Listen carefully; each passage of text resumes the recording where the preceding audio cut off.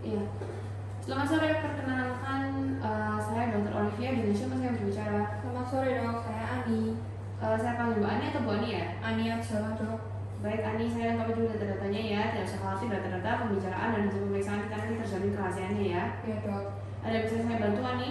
Ya dok, saya sering tiba-tiba merasa sesak kayak tercekek gitu. Jadi tengah malam bangun, terus tiba-tiba keringat dingin, terus jantung saya kayak getar-getar, debar-debar gitu kayak mau copot. Beberapa kali udah ke UGD, tapi setelah diperiksa oleh dokter sana katanya nggak apa-apa.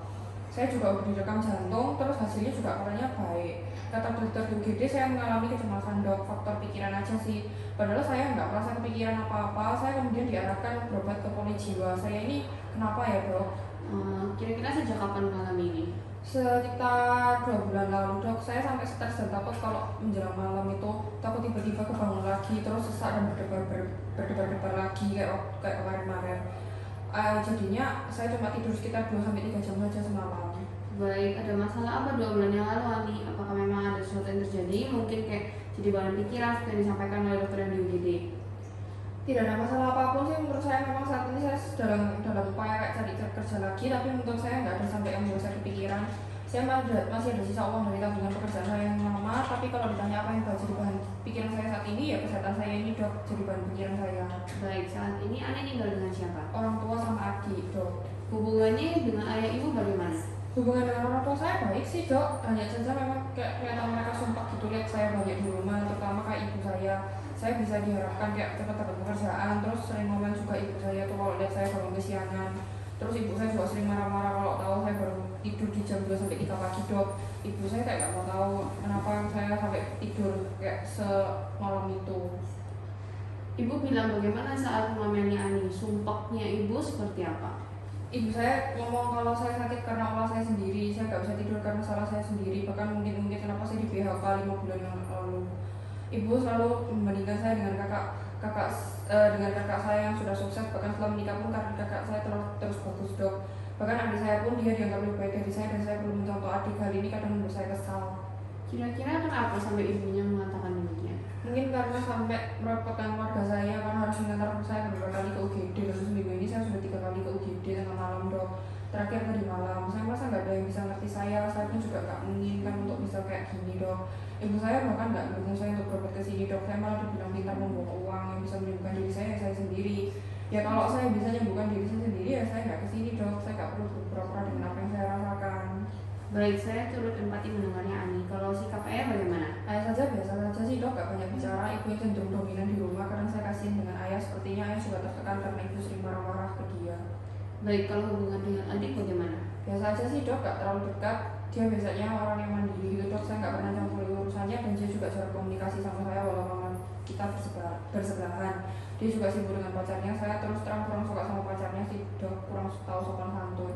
Kalau Ani sendiri sudah punya pacar atau dulu pernah pacaran? Saat ini nggak punya pacar sih dok, dulu pernah pacaran, kita putus sekitar hari-hari sebelumnya di PHK karena kita di tempat satu kerja yang sama. Nah hal ini buat ibu saya nyalain saya, ibu saya sudah melarang pacaran sama dia tapi saya tidak gubris ibu saya, kita tetap jalan bersama. Memang beda keyakinan dok, dan mantan pacar saya itu sebenarnya supervisor saya. Baik, sudah berapa lama bersama dia Ani dan sudah sampai seberapa dekat hubungan kalian? Sudah kenal sekitar 2 tahun dok, tapi baru benar-benar pacaran kayak sekitar 6 bulan lalu sebelum kita putus. Ya dok, kita udah cukup dekat bahkan sudah pernah berhubungan intim. Apakah ada rasa kekecewaan yang berat saat putus? Ya sih dok, terutama di awal putus, apalagi saya sudah menyerahkan keperawanan saya padanya. Kita sudah sempat kayak coba jadi lagi, namun kayak situasi kondisi nggak mendukung. Jadi saya kayak kepikiran masih ada yang mau menerima saya nggak ya, karena saya sudah nggak perawan. Saya merasa bersalah pada diri saya sendiri, kenapa sampai melakukan hal itu padahal kami belum menikah. Tapi hal itu sudah berlalu lah. Saya sudah berusaha untuk melupakannya dan move on. Baik, waktu itu apa penyebabnya sampai putus dan apakah memang berdampak ke pekerjaan Ani? Dia lebih memilih mendengarkan orang tuanya dok. Berdampak langsung sebenarnya ya enggak sih, kalau perusahaannya memang agak goyang sejak awal pandemi ini. Akhirnya ada beberapa karyawan yang di PHK, awalnya WFH dok, tapi akhirnya kayak benar-benar dirumahin dan di PHK. Saya itu juga gak ada yang tahu kok kalau saya dan supervisor saya pacaran, jadi menurut saya bukan masalah lah. Namun beda dengan pemikiran ibu saya beranggapan kalau saya PHK karena saya ketahuan pacaran dengan supervisor saya. Baik, selain ada gangguan tidur, apakah ada hal yang dirasakan selain yang sudah disampaikan tadi? Kalau nafsu makan gimana? Ada sih dok, kayak saya sendiri lebih sering lupa. Ibu saya sering bilang saya lemot, kayak diajak bicara lupa dok, kurang konsentrasi, bisa fokus mengerjakan sesuatu juga. Setiap saya sedang baca artikel lowongan kerja, sering nggak tuntas karena sebentar saja saya lupa dan mudah lelah, terus akhirnya berhenti baca. Nafsu makan sih biasa saja, memang nggak banyak makannya, tapi akhir-akhir ini memang lebih kurang sih porsi makannya. Saya sering browsing, kalau banyak makanan yang bisa menimbulkan jantung berdebar-debar, saya jadi malah takut makan sembarangan. Baik, kalau dengan hobi atau kebiasaan yang menyenangkan, apakah Ani punya hobi atau terus juga hobinya masih dilakuin apa enggak sampai sekarang? Saya hobinya jalan-jalan dok, ini juga membuat saya stres mungkin ya. Selama pandemi ini kan nggak bisa keluar kemana-mana, jadi saya ini sakit apa ya dok? Karena kepikiran tentang kondisi kesehatan saya, masa karena stres pikiran bisa sampai menimbulkan hal yang kayak gini dok. Baik, jika memang secara fisik sudah diperiksa dan dinyatakan baik hasilnya, berarti kemungkinan berkaitan dengan faktor psikis Ani. Betul, dari pikiran memang bisa menimbulkan keluhan seperti yang dirasakan Ani. Ani sebelumnya apakah memang pencemas? Bagaimana responnya jika berhadapan dengan sesuatu yang membuat tidak nyaman? Ya sih dok, memang pencemas. Orang-orang sekitar saya juga sering nggak bisa mengimbangi ritme kerja saya. Mereka kayak terlalu santai, tapi saya orangnya lebih kayak cepat-cepat gitu dok. Saya semakin menunda pekerjaan, semakin kayak nggak tenang gitu. Kepala saya sering pusing, perut saya mulek kalau sedang stres. Bahkan sering kesemutan kayak dok. Saya sering mengimbangi rasa stres saya dengan mendengarkan musik. Kepala sering pusing dan mual jika sedang stres sudah dialami sejak kapan? Bersamaan juga obrolan ini atau sebelumnya? Kalau itu udah lama sih dok, sekitar 7 tahunan sejak saya kelas 3 SMA. Baik, selain dengerin musik, apa lagi yang dilakukan untuk mengatasinya? Paling saya keluar jalan-jalan, tapi itu pun kalau sudah selesai mengerjakan urusan saya nggak mungkin bisa tenang jika pekerjaan saya belum selesai, bahkan sampai tidak tidur untuk menyelesaikan pekerjaan saya pun sering sih dok. Saya dulu juga sering bawa pulang kerjaan ke rumah, tapi tidak ada yang tahu, tidak ada rewardnya.